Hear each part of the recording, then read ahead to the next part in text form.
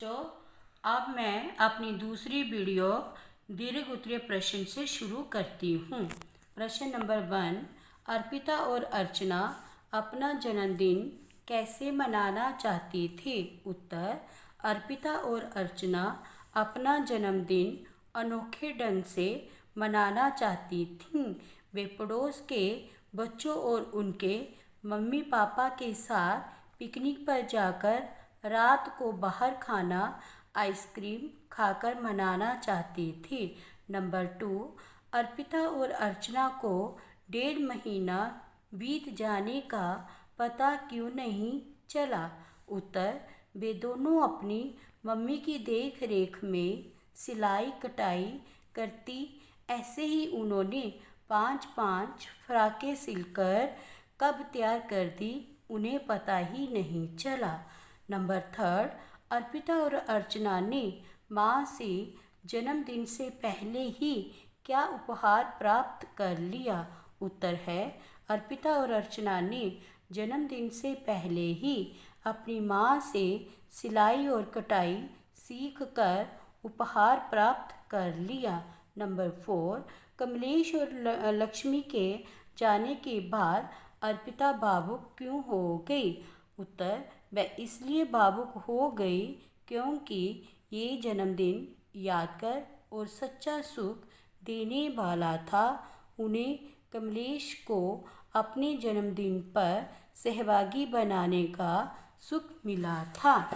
अब बच्चों आ जाओ, किसने किससे कहा?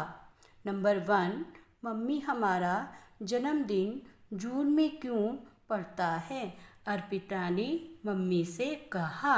नंबर 2, तुम लोग सोचो, कोई एक योजना बनाओ, फिर उसमें कुछ जोड़ घटा लेंगे। माँ ने बेटियों से। बहुत अच्छा कार्यक्रम है, लेकिन आप उसमें से कुछ भी नहीं काटेंगी, अर्चना ने माँ से कहा। नंबर 4, सच, इस बार तो छुट्टियाँ ऐसे बीत गई कि समय का पता ही नहीं चला, अर्चना ने माँ से कहा। भाषा ज्ञान। फर्स्ट प्रश्न, निम्नलिखित शब्दों की वर्तनी शुद्ध करके लिखिए। वर्तनी शुद्ध क्या होता है बच्चों? शब्द गलत दिया है, उसको सही करके लिखना है। कार्यक्रम गलत दिया है, कार्यक्रम। समस्या, ये ठीक है बच्चों, ये भी ठीक है। सम आधा स या समस्या। ज्ञान, इधर घ ज्ञानी वाला आएगा, ज्ञान। पिचकर दिया है, पिचकर नहीं होता है, आधा क, पिक्चर। शरात दिया है, स्पेलिंग क्या ठीक है? शु र को छोटा ऊ आत, शुरुआत। ये अमलारी दिया है, अमलारी नहीं होता है, अलमारी, अलमारी होता है। र के रूप पढ़िए, रथ, कमर, घर, रचना, रस। अन्य व्यंजनों की तरह र एक पूर्ण व्यंजन है, तो इसलिए ये पूरा र थ रथ कमर घर बना है। दूसरे ख पाठ पे पढ़िए, धर्म, कर्म, मार्ग, पूर्ति, सरब। ये उदाहरण है। र आधा है, इसके साथ कोई स्वर नहीं है। स्वर क्या है? अ से अंगा स्वर होते हैं और व्यंजन क्या होते हैं? क से ज्ञ वर्ण व्यंजन कहलाते हैं। ग, क्रम, ग्रहण, समुद्र, भ्रमण, द्रोण। ये र आधे व्यंजन के साथ आता है, तो वह उस शब्द के नीचे क्र, ग्र, द्र, भ्र के रूप में लिखा जाता है। पढ़िए, ड्राइवर, ट्रैक्टर, ट्रक, ड्रम, राष्ट्र। जब र आधे ट या ड के साथ आता है, तो उनके नीचे उल्टी बी के रूप में लिखा जाता है, जैसे ऊपर दिया है, ड्राइवर, ट्रक, ट्रक। इसी के साथ नीचे आते हैं र से दो शब्द, राम, रमन। इससे प्रश्न, प्रकाश, कार्य, गरम और राष्ट्र, ड्रम। क्या, कौन, कब, कहाँ, किसके का प्रयोग करके दिए गए प्रश्नों से प्रश्न बनाइए। प्रश्न नंबर है तीसरा, दोनों ने जन्मदिन पर घूमने जाने का कार्यक्रम बनाया, तो कैसे लिखेंगे?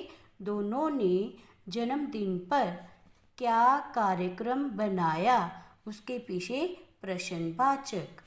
रात का खाना होटल में खा लेंगे, रात का खाना कहाँ खाएंगे? पीछे आएगा प्रश्नवाचक।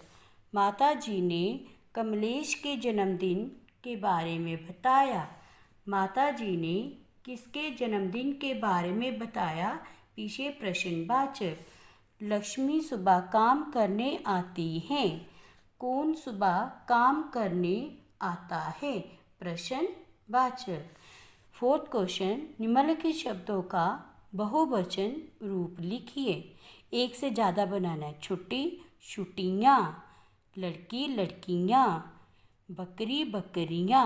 क्योंकि पीछे बड़ी ई लगी है, जब बहुवचन बनाते हैं छोटी ई लगा के पीछे या लग जाता है। अलमारी, अलमारियाँ, टोकरी, टोकरियाँ, चाची, चाचियाँ। नीचे जाने।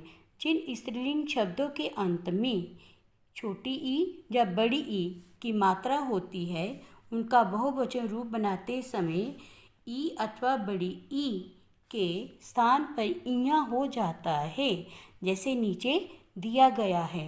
निम्नलिखित शब्दों के साथ आप प्रत्यय जोड़ेंगे तो बहुवचन बनेगा। बहुवचन बनाकर लिखिए। तो हम इया जोड़ेंगे तो हमारा बहुवचन बनेगा। जैसे पहाड़ी, इया पहाड़ियाँ, गाड़ी, गाड़ियाँ, नदी, नदियाँ, बकरी, बकरियाँ, क्यारी, क्यारियाँ, बिल्ली, बिल्लियाँ, स्त्री, स्त्रियाँ, कटोरी, कटोरियाँ। 6 प्रश्न पे निम्नलिखित वाक्यों को क्रियापदों को भूतकाल में बदलकर वाक्य फिर से लिखिए। भूतकाल क्या होता है? Past tense. मेरा जन्मदिन 10 जून को है। मेरा जन्मदिन 10 जून को था। हम सब घूमने जाएंगे। हम सब घूमने गए थे। दोनों बहनें फ्रॉक सी रही हैं। दोनों बहनों ने फ्रॉकें सी ली। माता जी जन्मदिन पर मिठाइयाँ बनाएंगी। माता जी ने जन्मदिन पर मिठाइयाँ बनाई। पिताजी जन्मदिन का कार्यक्रम पूछ रहे हैं।